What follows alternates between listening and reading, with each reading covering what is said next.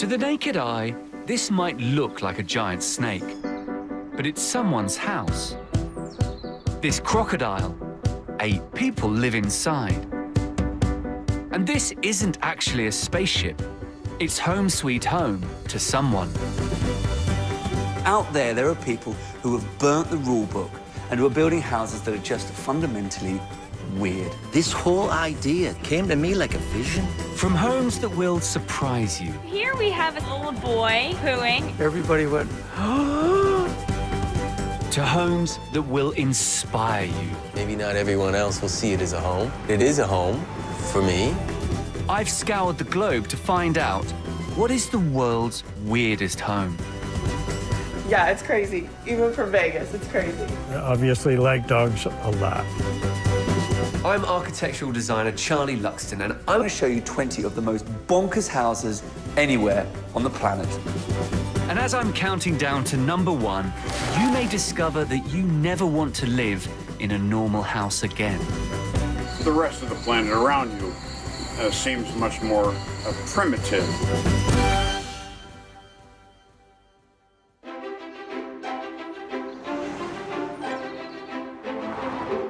Imagine for a moment being one of the super rich enough to live in a house like this. Houses around here sell for over £50 million. But the problem is, most of us are not stunningly rich, and properties like this are pushing up house prices in crowded places like London. So ordinary people are having to move further and further out and live in smaller and smaller houses. But the first house we're going to see on our list is undoubtedly the cheapest, and in a part of the world with house prices similar to round here. And while it is very, very odd, it is also rather brilliantly inventive. Starting at number 20 is a house that smells like garbage.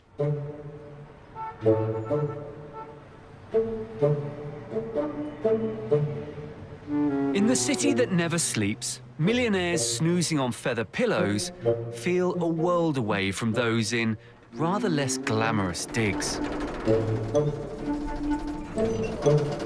To the unenlightened, this doesn't look like a house at all.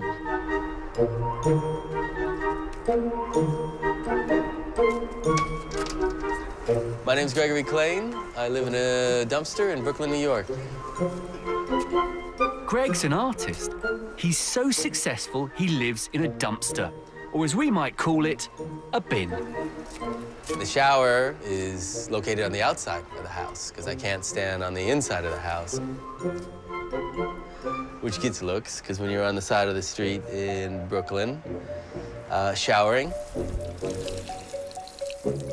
the wind comes and it blows my little curtain around and it kind of shows everyone everything.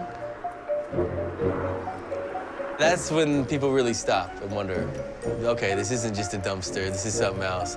Here's a naked guy on the side showering. So here, if you go in, you can see it's not a regular dumpster. So what I have here is a single burner. Goes into a hood vent, which I vent out. Here I have a little oven, toaster oven. And then under here is kind of where I keep my dry goods, my breads, my vegetables, drinks, canned goods, and a little cooler that I stock with a little bit of ice and the perishables. So that's the kitchen, which you can access from, say, the bedroom, the sitting area.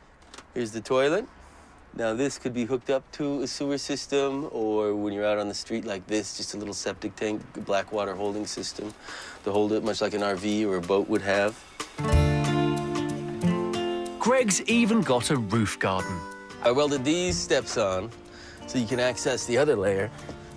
And this thing transforms itself, kind of a lounger for the top to hang out. You got the view of Lower Manhattan. Building the dumpster house cost £3,200 in a city where a one-bed flat might cost that a month. It's a total bargain. I've transformed this dumpster into such a way that it is a home for me. Maybe not everyone else will see it as a home, but I enjoy living in it. And I don't pay rent. I don't pay insurance. I don't pay water. I don't pay any of these things that normal homes are associated with because it's not seen as a normal home, so I kind of slip through the cracks. In fact, living in this bin isn't some conceptual art piece. Greg first started building homes out of material he found to give shelter to homeless people. I mean, it's fun for me. I like to make things and to do something that makes a big impact in someone's life. Because if it wasn't for Greg, I would be shit on the ground. Eventually, Greg realized that the homeless shelters he was creating would work just as well for him. I saw this dumpster, and I thought, how can I take this receptacle for all the things we don't like in our lives that we want to get rid of and turn it into something that's like this pod that houses everything that we cherish. For 9 months of the year, Greg lives in California with his family in a conventional house. But he spends every summer here. Ah, and then the top, and then I'm all snuggy. At nighttime, completely safe, you know, with everything locked up. I mean, I've woken up and had piles of garbage, you know, a trash bag on top of my home, because they're thinking that, hey, someone's gonna throw it in the garbage can later. At first, the dumpster seems ridiculous, but what's brilliant is that it really isn't. I've included it in my list because it's a wonderfully subversive example of being creative when you're on the cheap. A tangle of Christmas lights are a little friend in the undergrowth. It's about as out there as we get with our homes. In America, that would be seen as lame, because over the pond, there is a long and rich history of completely out there, wacky buildings. Moving on to number 19.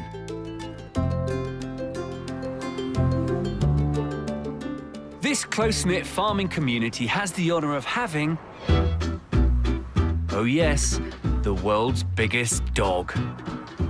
The owners of the doghouse bed and breakfast are Dennis Sullivan and his partner, Francis. The big dog is affectionately called Sweet Willie. Sweet Willie is a beagle. So he's 12 feet wide, 30 feet tall, and I think it's 33 feet from the tip of his nose back to his tail. Dennis and Francis really like dogs. And now you're in the belly of the beagle. The bathroom is at the rear of the dog under the tail because I understand architecture with dogs. That's where things go. We have dog-shaped butter cookies for the humans. Where you're looking at him is outside. His eyes would be on either side, of course, of his snout. Everywhere you turn almost, there's dog things, rich with tail wagging good times. I've had a love affair with dogs my entire life.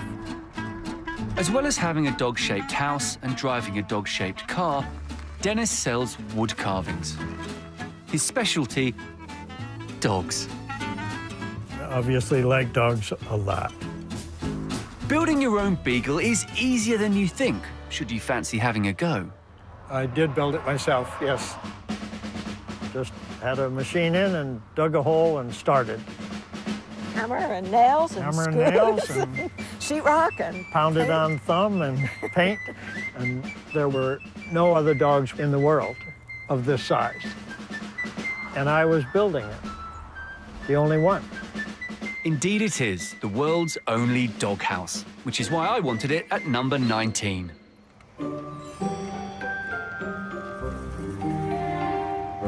It's so wonderful being on the water, it's not surprising people aspire to live on a boat. Not only is it beautiful and tranquil, wherever you go, your home goes with you. Now, what I'm about to show you is a boat, but unfortunately the owner didn't seem to get the memo. Boats are meant to float. Still in America for number 18, the ship that just can't sail. That's because someone's perched it on a cliff. Given it's half a 20,000-ton cargo ship, that's no small feat. 5 stories high, the original iron superstructure and bow now look out over Lake Erie. Rather less glamorously, the Benson Ford sailed America for decades, transporting coal for the Ford Motor Company. She was decommissioned in 1981. The man who bought it had the foresight to chop it up and transport it here, where she was hoisted onto this cliff. But the Benson Ford is no weather-beaten shipwreck. The current owners have made it a functional yet sumptuous holiday home. They've restored the interior, from the pilot deck and navigation systems to the 5 bedrooms and bar designed by Henry Ford himself. But before you rush to get your own cargo ship, hang on, it's £46,000 just to paint and needs doing every few years. There were so many houses that were close to making my top 20 that deserve a special mention. Everything from a guitar built by a country singer called Elvis to a Chinese White House, a floating Taj Mahal, a replica Egyptian pyramid, and the most risque, the topless mermaid of Mexico. And if those weren't crazy enough to make my list, brace yourself for the ones which did. There are 17 still to come, including one made of rubbish. So you could say boats rock, but islands roll, man. The average household in this country throws away more than a ton of rubbish every year, and lots of it ends up here in our waterways. In fact, globally, more than 8 million tons of plastic end up in our oceans every single year. But there's a guy, an Englishman, who has a plan to deal with this problem. It's a plan that is so bonkers, it might just be brilliant. Coming in at number 17 is the world's only house floating on plastic. You can find it here, just off Mexico's exotic Caribbean coast. Richard Sauer, a middle-aged carpenter, is originally from the slightly less tropical town of Middlesbrough. The locals like it. I'm well accepted here because it's helping cleaning the island up. In the beginning, maybe they thought I was a homeless person. Far from being homeless, Richard lives on his own private Caribbean island he built himself in this lagoon. His building material of choice, the 160,000 plastic bottles he's collected. These are all fruit and vegetable sacks, and the bottles, I tighten the tops really nice, pop them in the bag, tie it up, and then tie each bag underneath shipping pallets like that one over there. I can join many, many pallets together and you can make an island any shape you like. Because their roots grow in salty water, Richard has planted dozens of mangrove trees. He's actually making his own ecosystem. The roots weave the whole island together, taking nutrients out of the water. Corals grow underneath it, and the bottles, when in darkness, could last thousands of years. We've got about 1 meter thick right now underneath the house. The island doesn't float away as it's tethered to the lagoon floor. But let's be honest, it's not completely stable.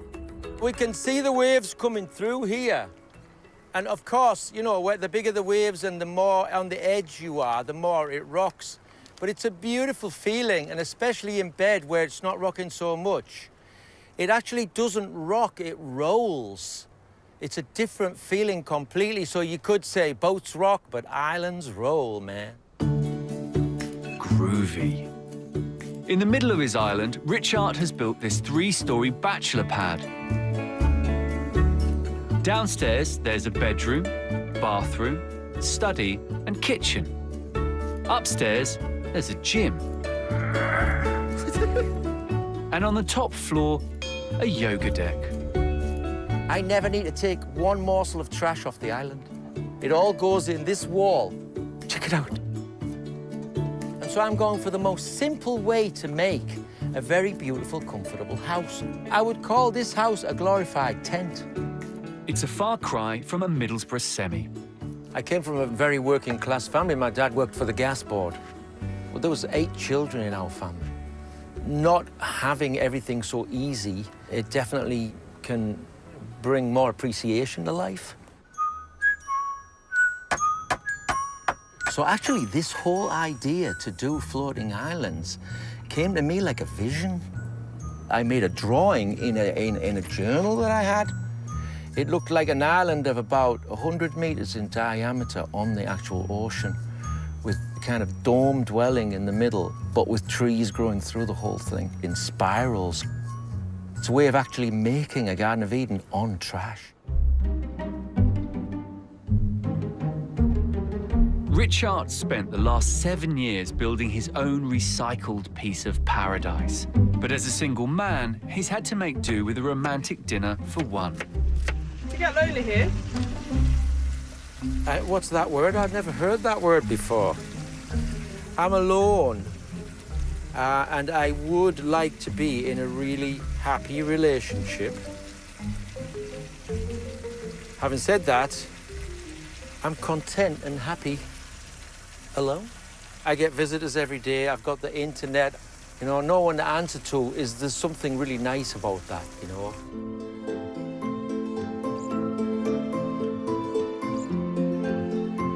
This isn't Richard's first floating island. Back in the 90s, he built Spiral Island. It got quite well known, and it lasted 7 years.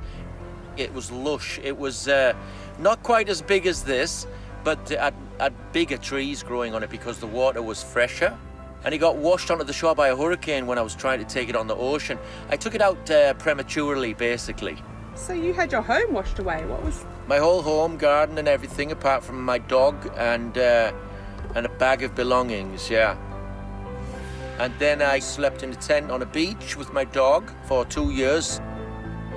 But I kept about 10 bags of bottles from that one, and they're in this one.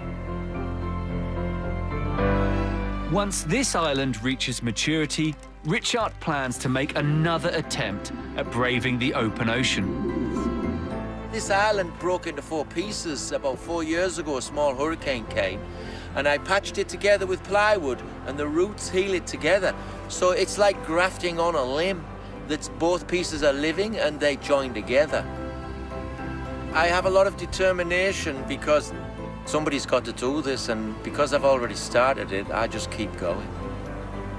This one is destined to survive.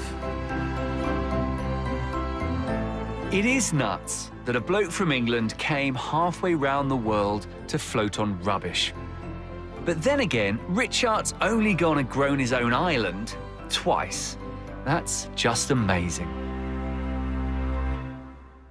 Our next property, though, is a little less aspirational, and it takes its inspiration from the loo. Now, look, I know it's important. We all spend quite a lot of time here. It's nice to have a good one, but that's about as far as it goes. It is not something to base the entire concept of your house on. Brings me on to number 16.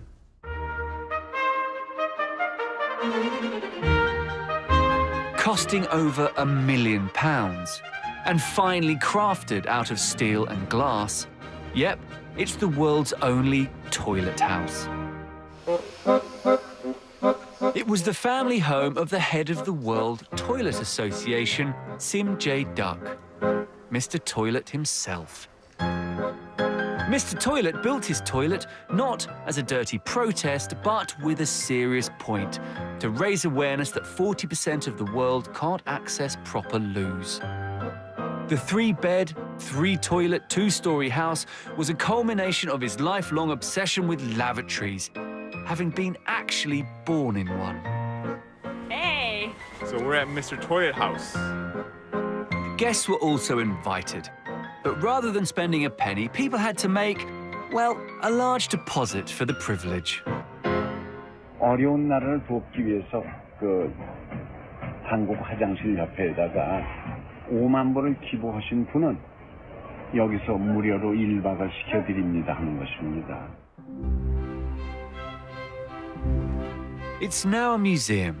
Here we have a statue of a little boy pooing. It says Skuma Unga. Literally that means little boy pooing. Where you can pick up some poo-shaped souvenirs and enjoy a multi-sensory, luxurious, high-tech lavatory experience. You flip the switch, the window panes fog up, so the family in the living room could not see. 시간을 보내도록 합니다. 그래서 화장실을 나올 때는 아주 환하게. There you go. to my knowledge, the world's first and therefore best toilet house. From a giant loo to number 15, a house in danger of being flushed away. Because who in their right mind would build in the middle of a river? Well, this is one man's dream home. And his humble wooden shack has remained here for 47 years. As a teenager, Milija Mandic built his summer house with his own hands. Rustic, but a handy bloke's hideaway for necking local moonshine and entertaining the ladies. A to su prve ljubavi, to je mladost, to je sve ono što ima. To su ti ženske, to su ti drugari, to je sve jedno sa drugim tu. To su druženje, boravak. A ako si napravi, gotovo si napravi ono, gdje bi išao nego tu. But the downside to building in the middle of a river? This. Milija's house has washed away not once, but 9 times. Each time he started again from scratch. Kudos to Milija for rebuilding his love shack against all the odds. But I'm not sure I'd have the nerve. Moving on to number 14, a house custom-made for Halloween. It's not the most remarkable of exteriors. Plenty of beige brick, perhaps a fake tree. But some strange features make me wonder, wait, have I seen this house before? Did you spend the 60s listening to the shrieking trumpet, admiring the unconvincing chalky makeup and the hammy actors pretending to be loving family monsters in the Munsters? No? Me neither. But somebody did. Hello, welcome to the Munster Mansion. Please come in. Sandra McKee is someone who loves that largely forgotten sitcom so much, she's modelled her house on it. This here is the living room, one of the most notable rooms in the house. As you can tell, everything is identical to the show. We went to great lengths in here to reproduce this to look identical to the show. The house itself cost £250,000 in 2001, and Sandra spent tens of thousands making sure every detail is perfect. We built the house from the ground up to be the Munster house. There was no blueprint, so we had to watch all 70 episodes to know where things were. It's really important to have all the extra detail in there because people will notice if something is different. Now, it might not be but one person out of 50, but someone will notice. Good on the McKees for their passion and attention to detail. And hey, who am I to judge if they're happy living on the set of a sitcom that time forgot? But if that's only number 14, it means... Things are gonna get a lot weirder. Coming up, the perfect house for a Vegas showgirl. If it was Armageddon or anything like that, this would be an amazing place. We've seen some pretty way out places so far, but with 13 to go, the strangest are still to come.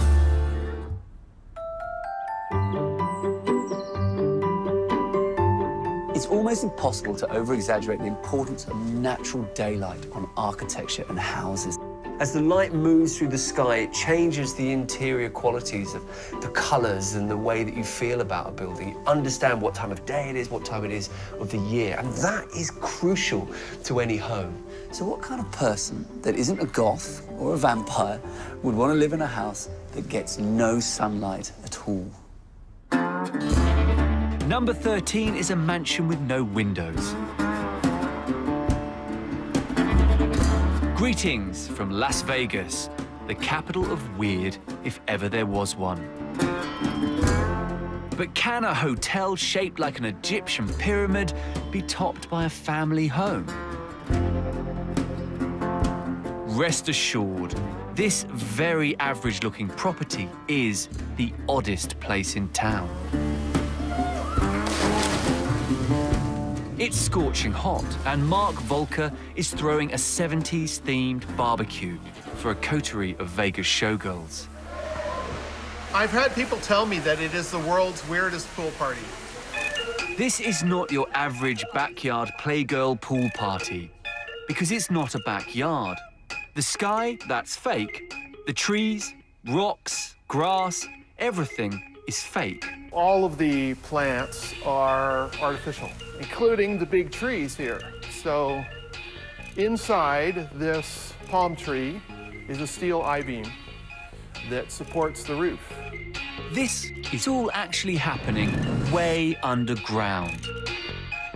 Mark's Vegas Party Palace is a gigantic, one-of-a-kind nuclear fallout shelter. I'm in a swimming pool that's 30 feet underground, along with the roof that holds it up. So it's completely underground. Of course it's a bizarre place. That's why people are so fascinated by it. While the girls enjoy a poolside bevy, they're safe behind bomb-proof walls in a bunker bigger than a football pitch. You don't have to worry about the weather. You're not going to be rained out. The fake rock barbecue isn't just for grilling. It hides an air vent going up to the surface. And the land above ground has some clues as to what's below. This looks like a dead tree, but it's not. It's a piece of sculpture.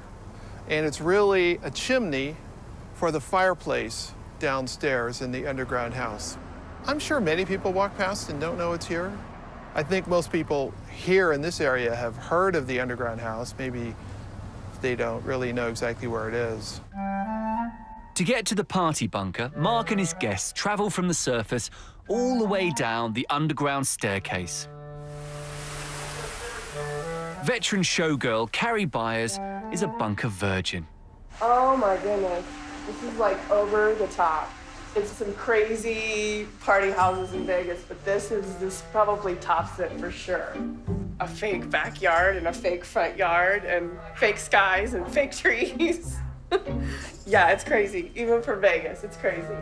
Built in 1978 at a cost of over £16 million in today's money, this Playboy Mansion bunker is a relic of the Cold War, complete with oversized bar, a blackjack table, and a billiards room, all in the style of a pimped-up casino boudoir. Many Americans built fallout shelters during the Cold War, but none quite like this. Suddenly, millions of Americans are asking one question: how can I make my family safe? Suddenly, it seems very important to have adequate supplies in every home. I grew up in the 1970s, so I remember that Cold War. You could call it paranoia, but it really wasn't paranoia. Paranoia implies that it's an unfounded fear, and it was not an unfounded fear because at any time, the world as we knew it could end. If it was Armageddon or anything like that, this would be an amazing place. There's nothing missing, you know, and it's all entertainment, so you're focused on entertainment, which is pretty cool. You're always going to have some people that don't want to live in the standard way. They're curious. They just want something different. I enjoy living in unusual spaces. I don't crave the standard living environment. This bunker on steroids is almost too crazy for words, but it's only number 13 because, well, come on, who wouldn't want to wait out Armageddon with a martini? From a house underground to one built into 4 enormous boulders, which is a great place for a dwelling if you're a prehistoric caveman. But for a 21st century Homo sapien? Well, jammed between these 20-foot-high rocks, there's this real-life stone house. So strange that when the photos emerged online, everyone thought it was fake. It's the perfect place to bring out your inner Neanderthal. Its owner, Vitor Rodrigues, also kept it primitive inside. Não havia eletricidade, não havia telefones. Portanto, aqui vivíamos, podia-se viver aqui como na era dos Flintstones. But alas, the Stone Age has clashed with the Internet Age. This house became so well known, its solitude is history. Neste momento, as pessoas entram a fotografar e passado meia hora estamos no Facebook. The home is now fitted with bars on the windows and a steel door. Fair enough. No self-respecting Neanderthal wants to be on Facebook. And there are other modern-day hominids too. Just look at these cave dwellings around the world, which were nearly strange enough to make my top 20.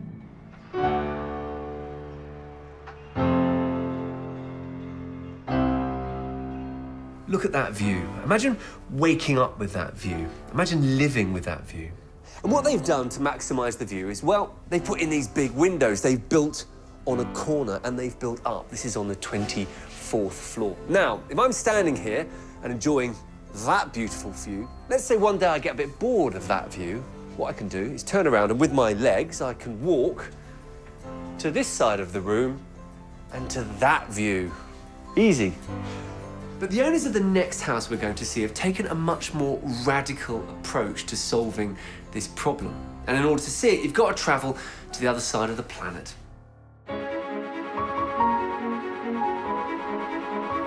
G'day from number 11. In the Australian outback is a large country house.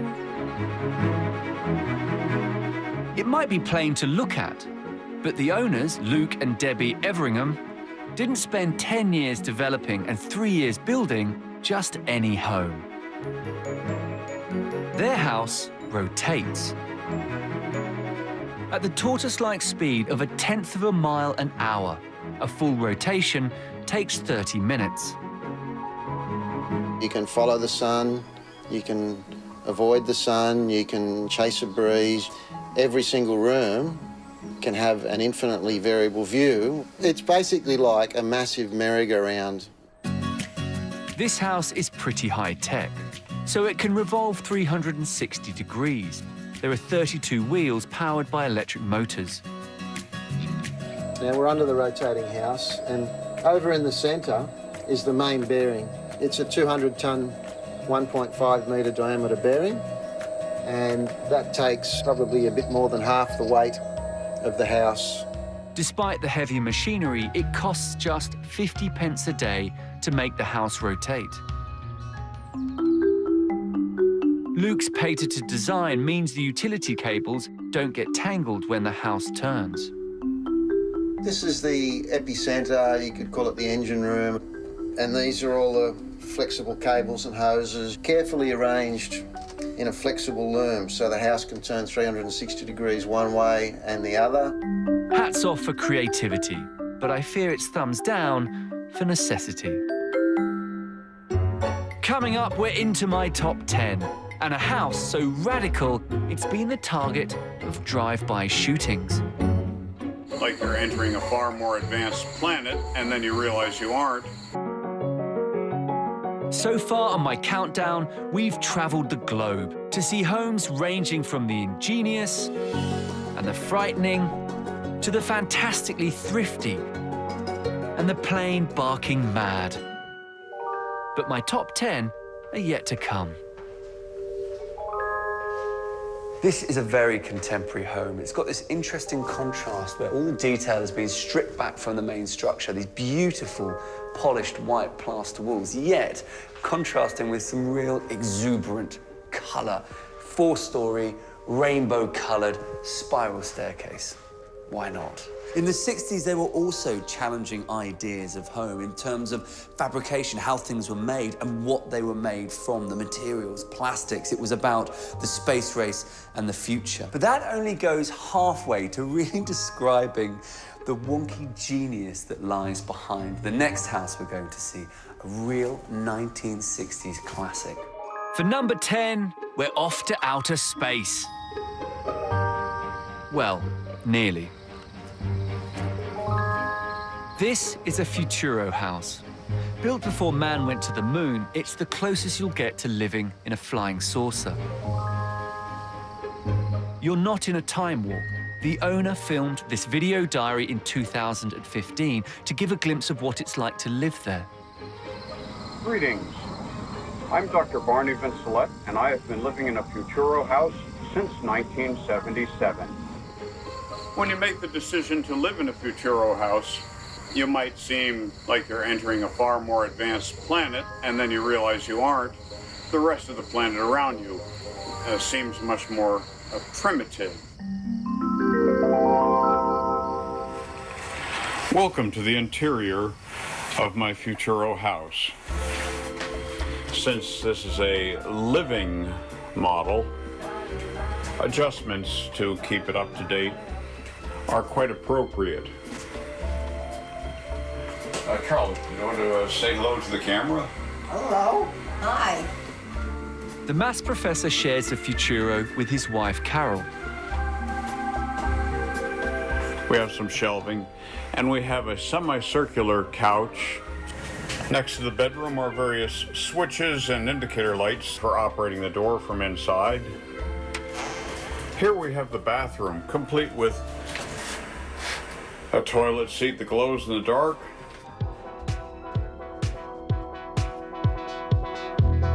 Designed in 1968, the Futuro was molded out of reinforced plastic pieces. It could be mass-produced, so was very cheap to make. But when the oil crisis of 1973 hit, the Futuros became too expensive. Its biggest problem, however, it was just too weird. From the outset, this architectural masterpiece was met with hostility. Some Futuro houses that were visible from the road were vandalized in drive-by shootings. Here's a repair of a bullet hole from one of these acts of vandalism. When you eliminate Futuro houses just because it's different, when you take away from somebody that freedom to choose their own culture, you destroy a part of their soul. You take away a part of who they are. In the end, only 100 were ever made. Most are derelict or have been demolished. And I think that is very much of a tragedy and a major cultural loss for the human race. Barney and Carol Vincelette are now the last living occupants of the space-age Futuro.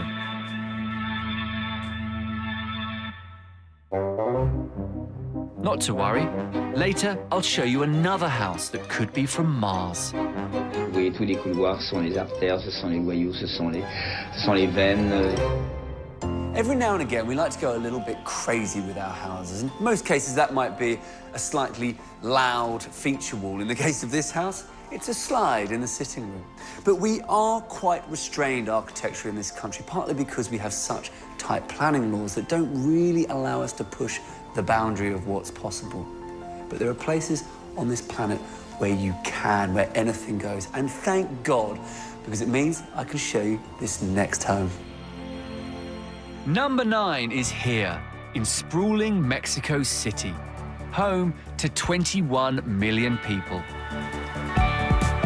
It's violent, polluted, and congested.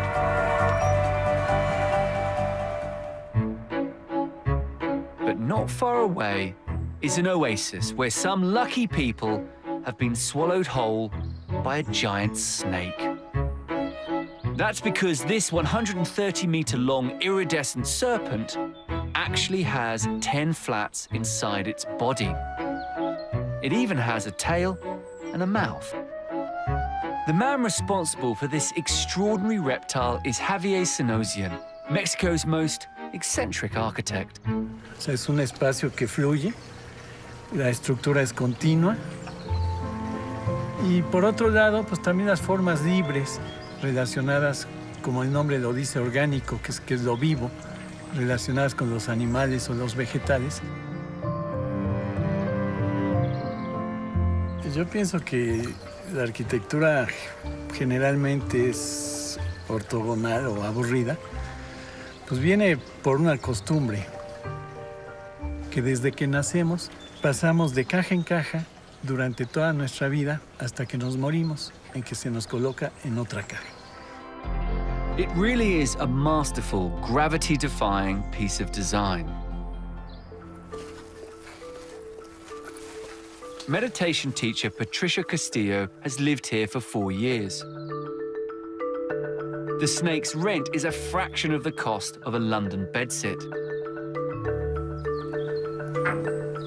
feels amazing living here and breathing this nice air in Mexico City because we are still in Mexico City. The exterior of the snake is covered with thousands of ceramic tiles mimicking skin. One of the things I love from the snake is the sound you can make with it. And you can see your face here in many ways. It's a mirror wall.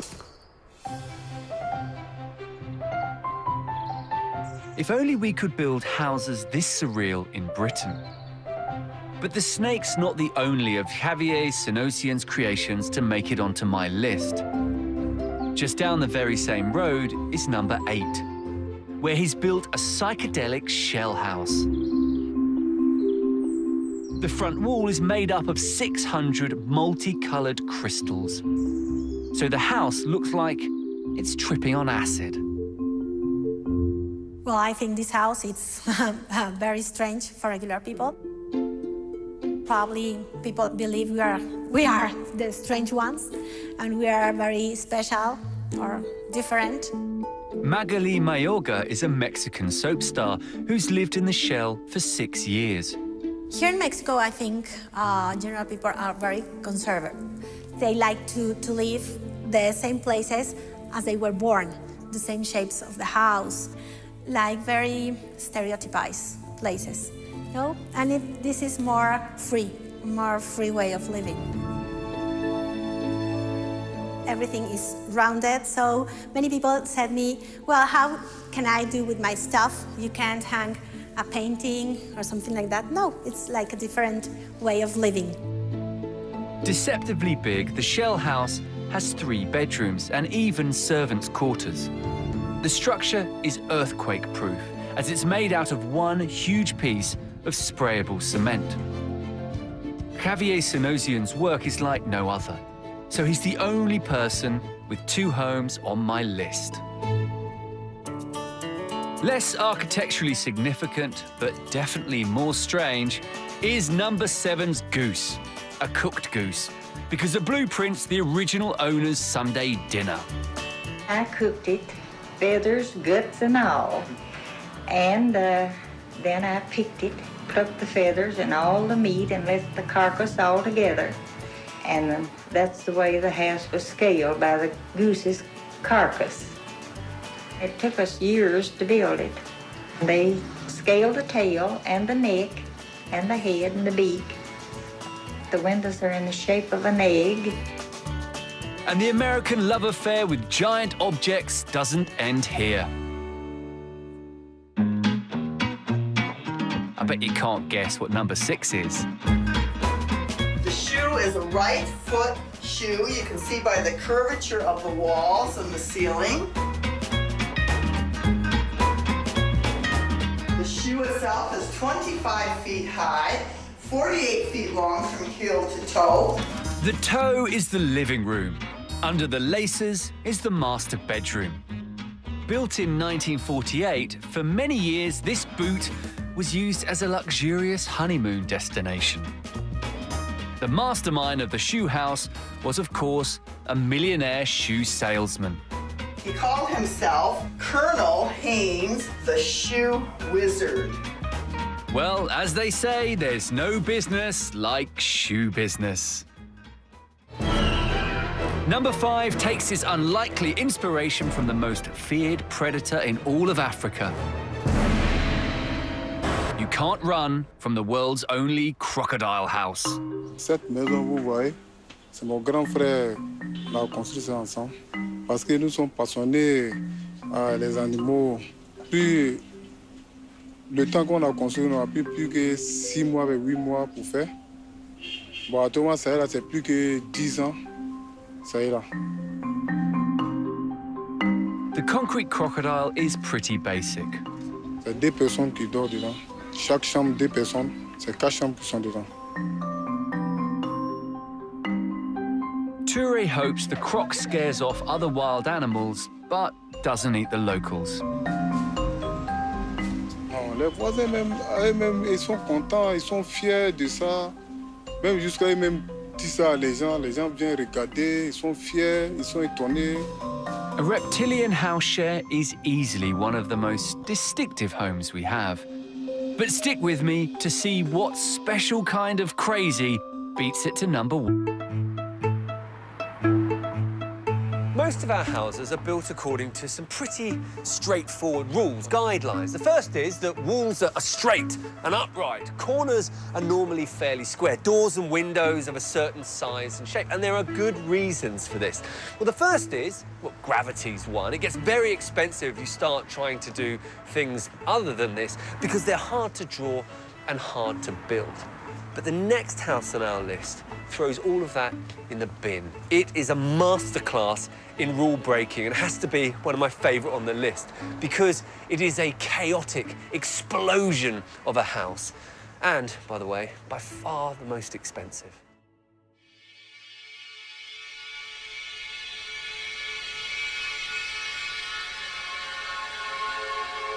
At number 4 is a house to describe as bizarre doesn't do it justice. And for £250 million, it could be yours. This is Le Palais Boulle, the Palace of Bubbles. It's owned by designer Pierre Cardin, who has a unique take on the house. C'est le corps d'une femme en réalité, ce sont les cellules humaines. Vous voyez, tous les couloirs, ce sont les artères, ce sont les voyous, ce sont les veines. Et tout est bulle, tout est matière. C'est une agglomération pratiquement de toutes les, si vous voulez, de l'homme ou d'une matière qui fait que les formes sont mamellaires. Voyez-vous, on voit des seins, on voit des fesses. The first broken architectural rule, there are no straight lines. Every window, every surface, every form is rounded. Le carré vous arrête, il y a des coupures. On est obligé de stopper ou de continuer ou de tomber. Là, avec le rond, vous ne tombez jamais, vous roulez, vous roulez, vous roulez jusqu'à l'infini. The palace is made of 20 interconnected bubbles. It has 3 swimming pools and 10 bedroom suites, including one that's sperm and egg themed, with all the windows overlooking the Mediterranean. The wild mind responsible for the Bubble Palace is the maverick architect Antti Lovag. Je ne suis pas un marginal du tout. Je suis un vieux enfant qui continue à rêver. Lovag broke another rule by building the house inside out, with the bubbles made by mesh and rods. But he also broke the bank. He had few clients, as he'd never commit to what houses would look like, what they would cost, nor how long they would take. On peut faire seulement avec une clientèle qui ont de l'argent. On n'est pas droit à faire des expériences sur le dos des gens qui n'en ont pas.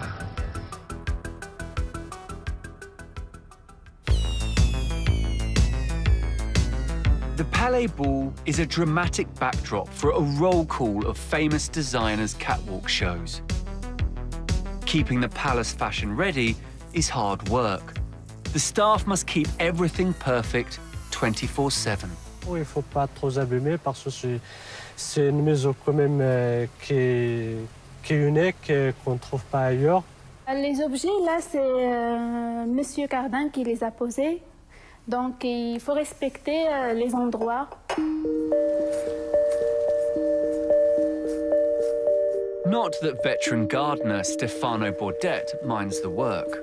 It is like a spaceship, and probably I think aliens would love to live in it. You cannot not like it. I mean, you must see that the work has been done. It's like a masterpiece. It's just different, you see? Built to ask questions on how can we live inside and how can we live outside and how could it be in the future a full town with these kind of houses. Would we be able to do it? I'm not sure the world is ready for a whole suburb of spaceship houses, But a masterpiece it certainly is, though only odd enough to make it number 4.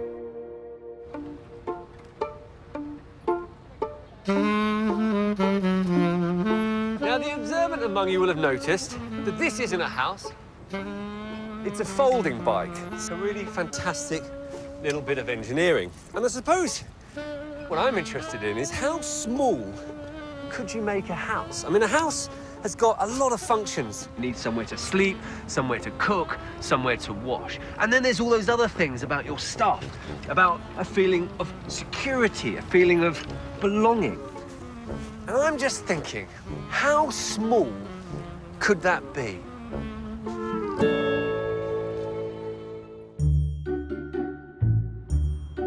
Number 3 on my list has the answer. The entry may seem like yours or mine. My son is 9 years old. One day he was looking at the Guinness Book of Records and he found this house and it excited him. But I bet your front door isn't a trapdoor. Israeli novelist Etgar Keret is best known for his very short stories. Named after him is the very small Keret house where he comes when in Warsaw. I don't know the exact dimensions of the house. I think that, when it comes to how wide it's this wide. It's actually 72 centimeters at its narrowest and 122 at its widest, so this is the world's thinnest house. The double-story triangular design has just 14 square meters of floor space. It always kind of feel a little bit like an adventure, and I guess that's why children like it so much. Children often come here just because it feels like this space is out of some story. So you could tell yourself it's a pirate ship, you could tell yourself it's a submarine, you could tell yourself it's a spaceship, In a place like this, everything seems to be fun. It's this feeling that you're climbing walls, So it's big distance to the floor. My son says that it makes him feel like a superhero. And everybody likes feeling like a superhero, right? It may be compact, but it is a functioning house. I don't own a lot of things. I don't want to have a big space to live in. I don't like writing epic novels. I just need what's enough. The basics are covered. Down the ladder is a mini bathroom with the shower over the loo. There's a mini living area. And it's possible to cook a meal in the mini kitchen. This is a very, very tiny kitchen, I wash the dishes here when I come. I have a kettle and there is a tiny fridge here. It's really, really little.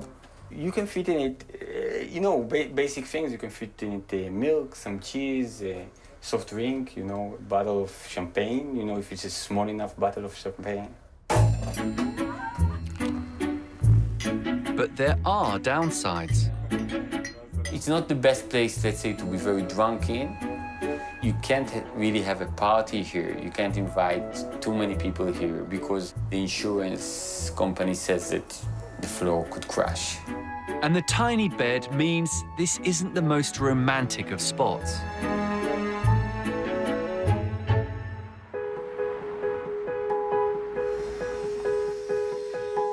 With a gap of just over a meter, the architect Jakub Szczesny had to assemble the iron frame off-site and hope his measurements were correct, to the millimeter. The narrow house was so novel that for 3 years, city bureaucrats refused building permission. We had to call it a temporary art installation. This was the only way to have it accepted because it doesn't fulfill any building regulations according to Polish law when it comes to regular buildings. It's too narrow, it's too strange. Keret House is so significant, it's owned by the Polish Modern Art Foundation. In fact, it wasn't built to win a world record. Jakub was trying to make a more meaningful point. Warsaw's architecture reflects its rich but troubled history. The narrow house physically bridges 2 very different periods in Warsaw's design. It was never meant to be the narrowest house in the world. I saw the gap between the buildings. A building from 20s and a building from 80s. The idea was to create a link, a functional link that would put together two periods in history represented by physical structures. Putting this house here was very meaningful and very important. This is really a place with a very strong historical burden related to the history of Warsaw and its Jewish population. Edgar's Jewish mother grew up in Warsaw. The house stands on what was the ghetto, and it was here she smuggled food during World War II. This is a photo of my mother when she was 3 years old. You know, my mother told me that at some stage in the war, being a child, she couldn't handle it anymore. And she said, you know what, I don't mind if the Nazis would kill me. And my father said, no, you have to survive. So their plan will not succeed because their plan is to wipe out our name. And that now there is a house carrying our family names, and it gives some kind of a sense of closure, you know, of optimism. If someone tells me that this is not a house and would like to discuss it, I don't really care. If you don't think it's architecture, it's your problem. Carrot House may hold a world record, but once you see past that, it's much more. This shows what experimental architecture can do. It's not just designing a place for your stuff. It provokes a reaction and makes us question the very idea of home. But of course, many tiny houses aren't built for art. For most people, it's a question of affordability. In Beijing, one man couldn't pay rent, so he built himself an egg. Or you could buy this Scottish teapot for just £10,000. With small houses this creative, the average studio flat could be done for. The count is winding down, and we're nearly at number 2. Many homeowners love renovating old houses or even dilapidated barns in beautiful places. Now just look at this place. It might look like a bit of a wreck now, but it has so much potential and one day will be a beautiful home. And that dream will mean people endure all kinds of heartache and DIY until they die. This I understand. But what I don't really understand is why our next homeowners have poured all their love and money into the craziest, most gargantuan renovation of all time. Runner-up because I'd think you'd have to be mad to want to do it. The first clue, the name of the street. The second, the derelict buildings.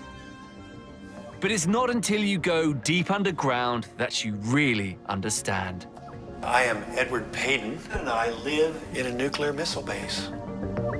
This mild-mannered history teacher has built a subterranean house from an ex-US military ballistic missile site. In 1965, it housed a 4-megaton nuclear warhead. But since 1982, it has been his family home. Ronald Reagan was president. He was talking about the evil empire, and I was feeling a bit nervous. And so on my birthday in 1982, I traveled to discover this site. And so the odyssey began. Everything here is gigantic. 20 feet wide, 18 feet high. Ed's front door is steel, weighing 47 tons. The hallway is a 150-foot-long tunnel. The former missile launch site is now a 3-story underground home, 20 times the size of an average British house. As a weapon of mass destruction is gone, and now we've turned the place into a very comfortable, peaceful home site. When we first came here, the energy was pretty powerful and strange. And so what we have attempted to do was to bring in some of the spiritual symbols of the major world religions.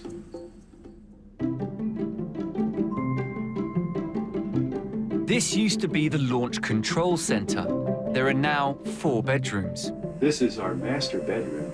It was a former communications room. A kitchen, a hot tub, and a jamming room.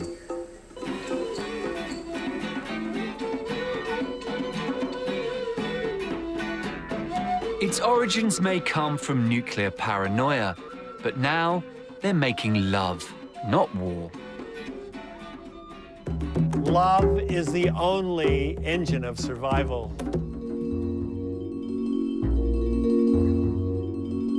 But not everything smells of incense. Over half the site remains intact. Down another 120-foot tunnel is the former missile launch room. This is where the Atlas rocket was housed. This door above weighs 400 tons, and it opens, which allowed the missile to be erected for firing. It's now a workshop. The missile site cost Uncle Sam $4 million to build in 1965, but Ed paid just $40,000, rescuing it from disrepair. So it was a bargain. But not what you'd expect from a hippie. I'm hopeful that somehow we'll find our way to a wiser path with our fellow man on the planet. I'm not optimistic, but I am hopeful. I've seen it all. A man taking a concrete launch pad for nuclear apocalypse and filling it with bongo drums and panpipes. There's only one place crazier. After the break, our safari of the bizarre comes to an end, and I finally reveal the strangest house on the planet. Everybody went, There's been some stiff competition so far. Let's recap my top 5. Number 5, the Crocodile. 4, a £250 million bubble palace. 3, the world's narrowest house. And at number 2, a nuclear missile silo with a panpipe soundtrack. So our journey is nearly at an end. Coming up is the house we've all been waiting for.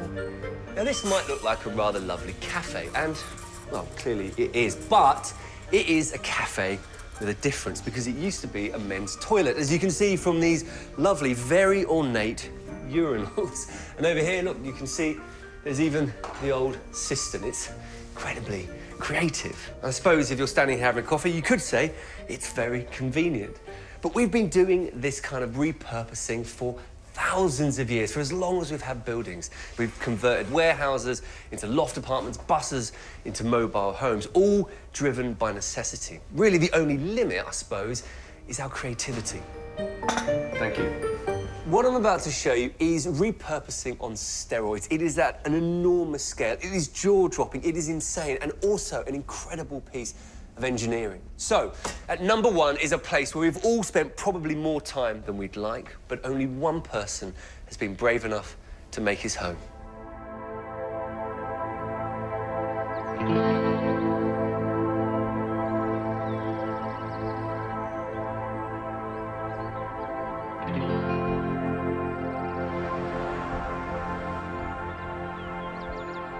What you're about to see in the backwaters of Northwest America is the most extraordinary home I think you'll see in your life. Hidden within this forest is a decommissioned Boeing 727, landing my top spot.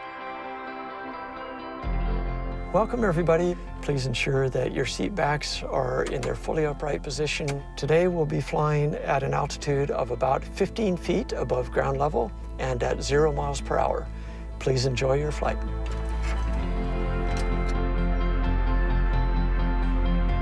The captain is 72-year-old Bruce Campbell. This view is a little unusual for the cockpit of any jetliner. It does look a lot like the aircraft has crash landed and stopped here. I became a pilot at age 23 and flew for quite actively for perhaps about 10 years. Rather than convert the plane to a more conventional home, Bruce has kept things as they were when she was flying. Most aspects of the aircraft are controlled from the cockpit. The emergency lights, for example, as you can see behind us. These are the 4 main landing lights. These are runway turnoff lights, and they're on now and off. The 727 is 150 feet long, has over 80 windows, which don't open. There is 1,000 square feet of living space. For me, this environment is best left as an open environment. I'm single, and I have lots of friends and loved ones, but the core practical reality for me is that an open space is the most efficient and practical space. It's not for everybody. It still retains a lot of the style of the original aircraft, and also lots of domestic touches, the refrigerator and workbench with toys and tools.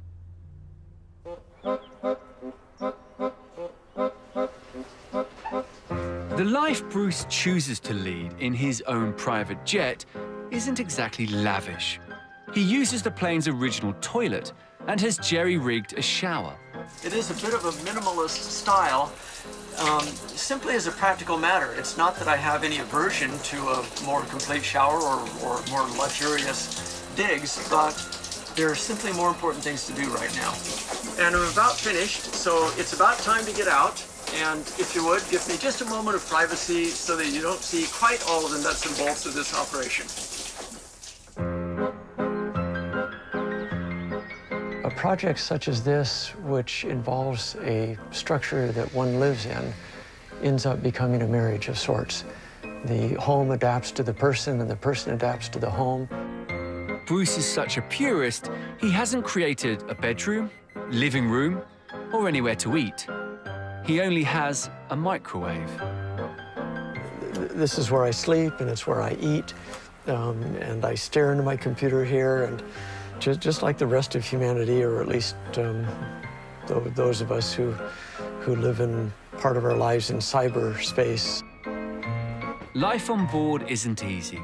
To change each of the 1,000 light bulbs, it means reading a manual 2,500 pages long. Well, we have some success.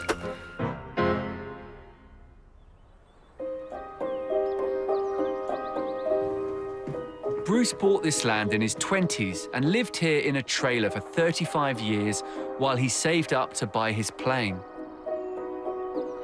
The 727 cost over $20 million to build back in the 80s, but Bruce got it for just $100,000. In fact, it cost Bruce more to move the plane than it did to buy. A complicated operation, which kept the locals entertained. There's nothing to do on a Friday night. Come out here and watch the big plane move. We got about 1.5 feet, Bob. Hate to stop right here in the middle of this hill, but we got to get set up for this turn. It was an amazing sight because it was scary, and I knew from the simulations, like the aircraft would get stuck as it was turning through the intersection. Everybody went, and sure enough, the aircraft straightened out and then pulled forward just in the nick of time. While my neighbors very cheerfully sat in lawn chairs with beers and watched the process unfold. It was so funny.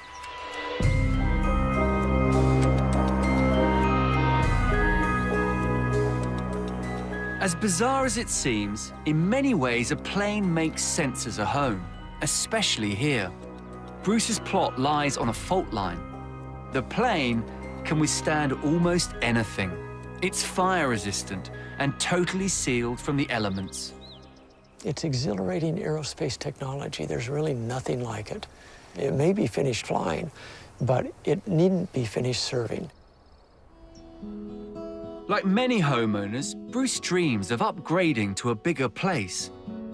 He plays the stock market, hoping to save enough for his ultimate fantasy, a 747 of his very own. You know, right now, 747-400s are dropping out of the fleet at a fast pace, and many of them are simply being shredded, and it's such a shame.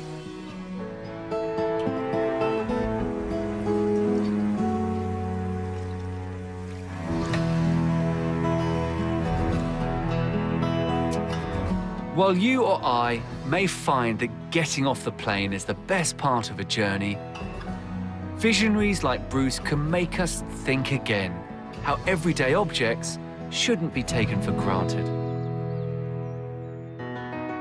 What inspires people to live in such unusual ways is brilliantly varied. Everything from personal philosophies and personal passions to a desire to change lives. Undoubtedly, the houses we've seen are totally bonkers.